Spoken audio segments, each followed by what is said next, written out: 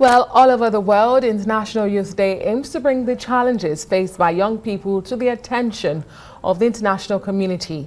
It also serves as an opportunity to celebrate and spotlight young people's voices, actions and initiatives.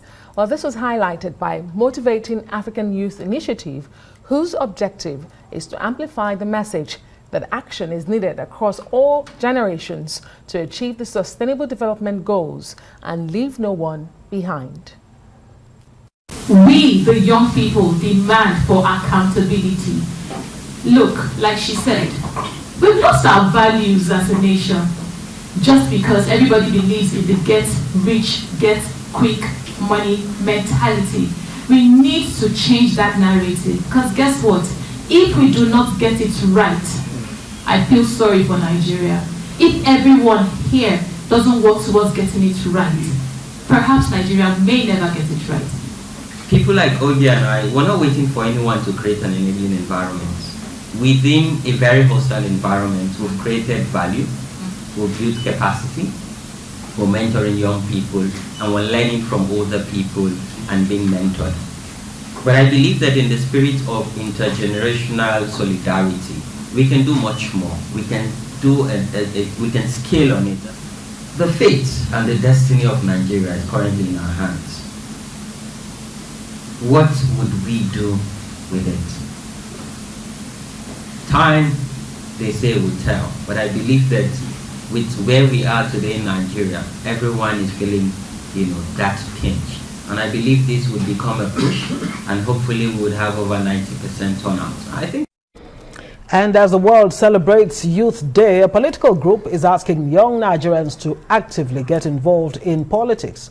The PDP New Generation says Nigerian youths should take advantage of the 2023 elections to change bad leadership in the country.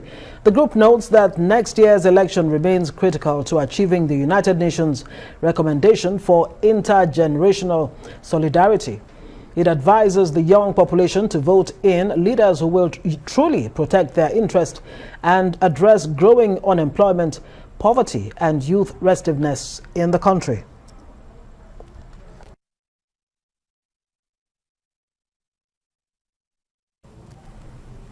We're now being joined by Femi Taiwo, who is the Executive Director at Leap Africa, for more on the commemoration of this day. Thank you so much for joining us. Femi Taiwo.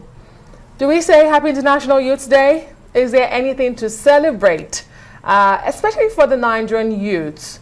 When you look at the world over and as we mark such a day, are there challenges that are peculiar to Nigerian youths? I can't hear anything. I guess that's them, right? Femi, we can hear you clearly, unfortunately. Yeah. Let's try to fix that and get Femi back on the news. Yeah. Let's take a quick breather. We'll be right back.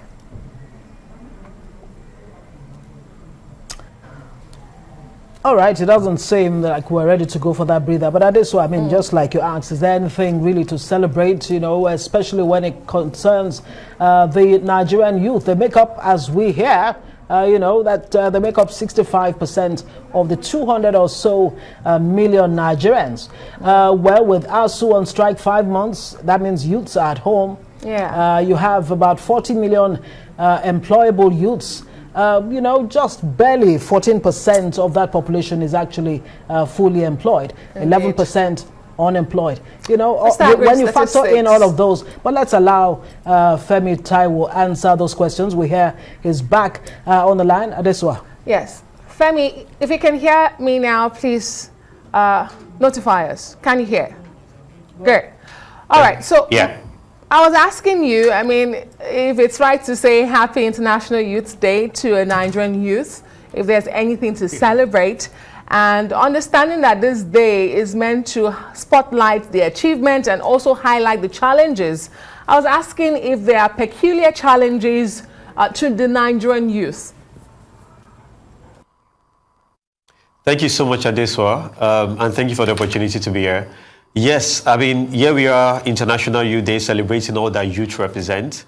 On one hand, young people are doing amazing things, represents a competitive advantage that this country has and a very unique asset that this country can leverage. But on the other hand, we are not fully positioning this asset and this competitive advantage. And so we have issues in education. Of course, you alluded to the employability and unemployability challenge that we presently have. There are also issues with active citizenship, social mobility for young people, and the opportunities young people have to live healthy behaviors. So basically, there are quite a lot of limitations and barriers for young people to emerge as productive, healthy citizens who can contribute to the sustainable development of this country. And I wonder what exactly, how the youth can surmount some of the challenges that you've just ruled out, because hopefully at the end of this chat, we can actually chart a way forward, a new cause for the Nigerian youth. Would you say the Nigerian youth's challenges are actually more environmental? When they go out there into the world, they excel, they do very well. Are you talking about the Commonwealth Games? And so many other fields of human endeavor where you have the Nigerian youth stepping up to the plate, doing well, flying the Nigerian flag. But back home, there seems to be challenges. How do they surmount this, challenges? I think even back home, young people are doing great things. I mean, if you look at the creative sector, the agricultural sector, tech and digital, and even across all sectors, I dare say, young people are doing amazing things. But I definitely agree with you that there are quite a number of barriers, political, social, economical, and environmental challenges that are limiting what young people can do. So young people, by nature, are agile, they're innovative, they're creative, they're bold, they're ready to take on the future. And we are super blessed with enormous youth potential and talent in this country. And if we want to get the best out of them, we have to give them space. And we basically have to create policies, create an environment that is more or less a wind to their sail for them to really just bring out all that they can offer and take the nation with them and the continent with them forward. Really, can the Nigerian youth go as change agents? I mean, it's good to hear you say, even back here at home, the Nigerian youth are doing well, but how far really can they go? I mean, we see what is going on, even that governance and regulation sometimes even limits innovation and can limit the creativity and how far young people can go. So I think we definitely have to get things right back home if we want to get the nation right on course. I think some of the policies we are enacting have to really support youth creativity, youth enablement. Young people are not even waiting for things to happen. Young people are doing things for themselves, starting businesses, growing businesses, supporting themselves across the creative sector, the entertainment sector, and on different sectors. So what we just have to do is really create an enabling environment and create the right policies to enable. And I think some critical areas I would say is how can we unlock the entrepreneurial potential of young people? One, how can we help young people to better prepare for the future? So the right policies around education and upskilling young people.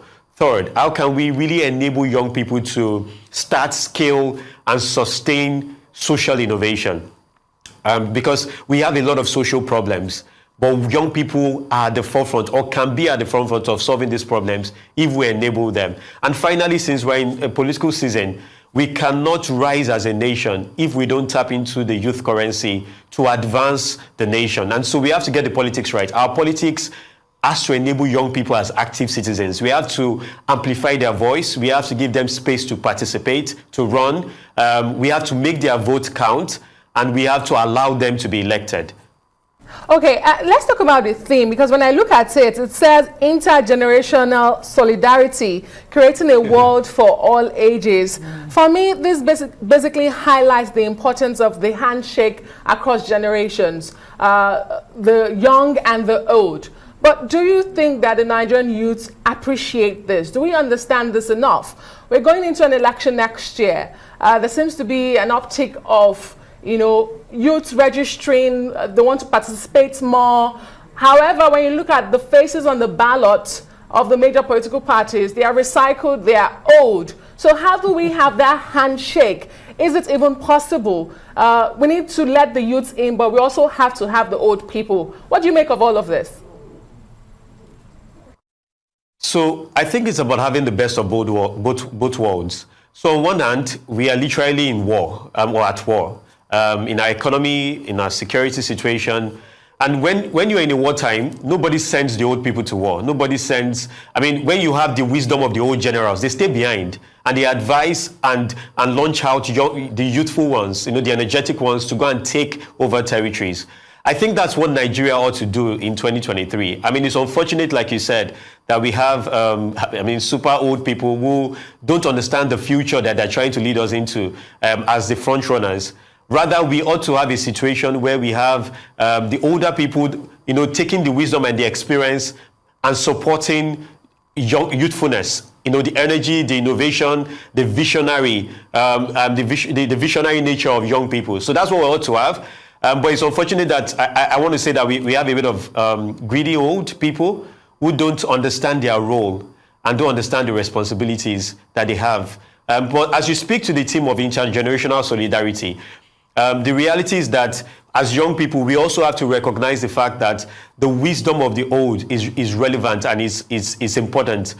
We have to take that wisdom, that experience, together with our agility, together with our vision, together with our aspirations and our courage for the future, and merge both together. So I expect that one of the things that, for instance, Leap Africa, the organization I represent, one of the major things that we are doing is to ensure that we can help activate the agency of young people, but even educate young people to appreciate the benefits and the wisdom of multiple generations.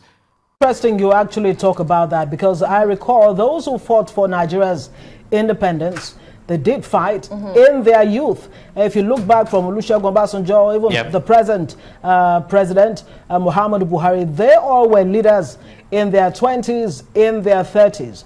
What do you think has gone wrong that the legacies of, nationalism, nationalistic fervor, patriotism seem to be lost on today's youth?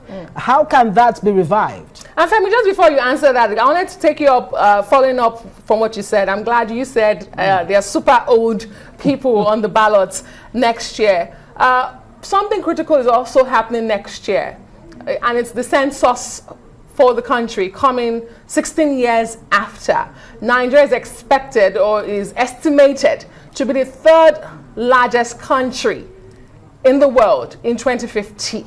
And the youth will make a huge chunk of that. Would this be a blessing for Nigeria, the African continent? How do we make that a blessing and not a curse? All right, thank you so much. You're very correct that we're a very youthful country and continent. Our median age is around 18 years. I think the answer of whether it's a blessing or a curse, it's really for us to answer. We are the ones to design that future. We're the ones to create and build that future.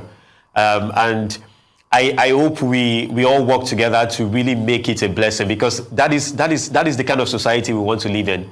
That's the kind of society we want to bequeath to our own children, and to the future of our, and that's what we want to even give to the world. We don't want an army of young people who would be irresponsible or will be draining the world rather than adding value to the world. And I think we are blessed with a lot of positive young people, and we just have to take it to the next level. In fact, one of the things we always say in Leap Africa is youthful and useful. So our youthful demography can be useful. One of the things we found, and one of the things that we work on, is to enable young people to serve young people. So young people are doing a lot of great work. We just have to, I think in some instances, give them space, stop stifling youthful innovation, and basically just support them and enable them. Now, as you speak to, I think the first question was around the 2023 election and the role that young people have to play and the census. I think one thing is obvious, that nobody's going to give us the future. Nobody's going to give us space in that way. We have to take our place, right? And we have to basically fight for the future. We have to take bold action. We have to support the people we believe in and really vote the future, I dare say. Right, just the same way the founding fathers of Nigeria fought for the future of Nigeria. Thank you very much, Femi Taiwo, Leap Africa, for joining us